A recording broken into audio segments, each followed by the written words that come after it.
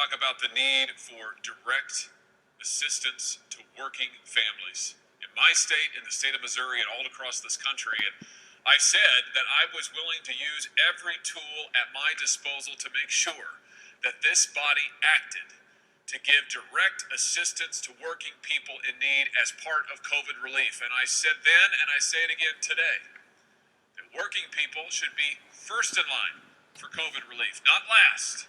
They should be the first consideration, not some afterthought. And I'm pleased to report that we're told today, as negotiations are ongoing about a COVID relief bill, we're told that direct assistance to working people and working families is in the bill. That working people will be getting assistance. And I want to say once again here on this floor, as that package continues to take shape, how important it is that working families be able to count on some relief, and how important it is for this body to prioritize working people over government, over big businesses, over government programs, but to give assistance directly to the people themselves. Look, people know how to spend their money and what's best for their own families. The quickest way to help people in need is to give them direct assistance and let them make the choices for their own families, for their own kids. Not to have to wait in line for some program, not to have to talk to some bureaucrat, but to be able to make their own choices direct, with assistance that comes direct to them.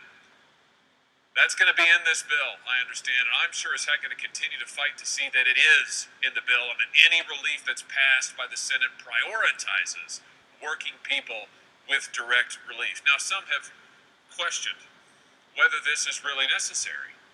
Some have said, well, it's not an emergency. This bill is only for emergencies, and direct assistance isn't an emergency. To which I say, is it not an emergency that working people are having to line up for food, literally line up for food in this country, in this day and age, because they don't have enough money to go purchase nutrition for their own children? I mean, just think about what's happening in my own state. Let me tell you about Monarch Baptist Church in Neosho, Missouri. That's down in southwest Missouri. Now, Monarch Baptist Church in Neosho, they had a food distribution program, and they've done this for years, by the way. But as COVID intensified this past year, they stood up their efforts. Neighbors came together, donated. They got all the food that they could. They went out there in Neosho, Missouri, not a huge town. Monarch Baptist Church went out and started distributing food. Do you know they distributed food to hundreds of families for hours? And when they had run out of the food, there were over 50 cars, not individuals, cars, 50 cars still in line as far as the eye could see, having driven miles and miles around from neighboring counties to come for the help. These are working people, Madam President. These are not folks who want some handout. These are working people. These are proud people.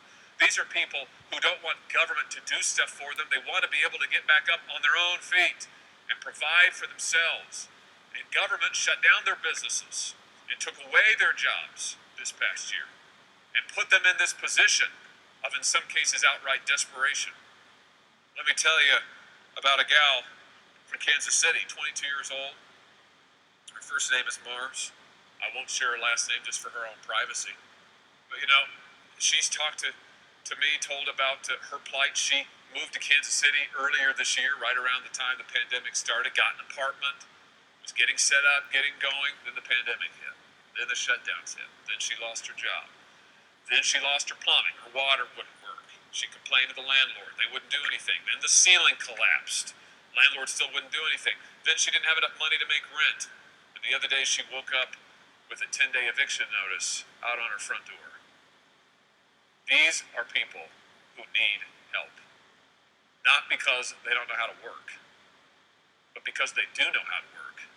And the government has put them in the position that they're facing today. This pandemic has put them in the position they're facing today. And what they want is the ability to get back up on their own 2 feet and provide for themselves by the work of their own hands. And that is what direct assistance to working families will do. So those who say it's not an emergency, I urge you to open your eyes and to look around at the people who are hurting, who are struggling, who are desperate for help.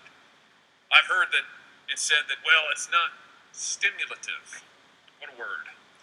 Direct assistance isn't stimulative. As if the American people are knobs and dials to be twisted and turned around to get a desired outcome. As if the economy is something to be micromanaged from Washington, D.C. I'm not interested in stimulus. I'm interested in helping working people survive. I'm not interested in micromanaging this economy. I'm interested in getting working people back up on their feet so they can manage their own lives. That's what this is about. That's why the need is so great. That's what we're trying to accomplish.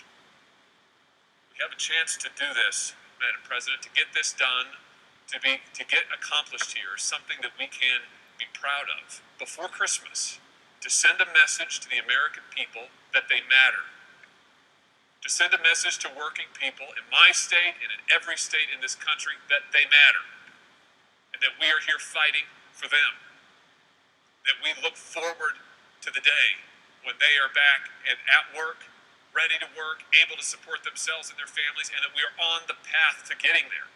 That's the message that we can send. That's the message that we must send.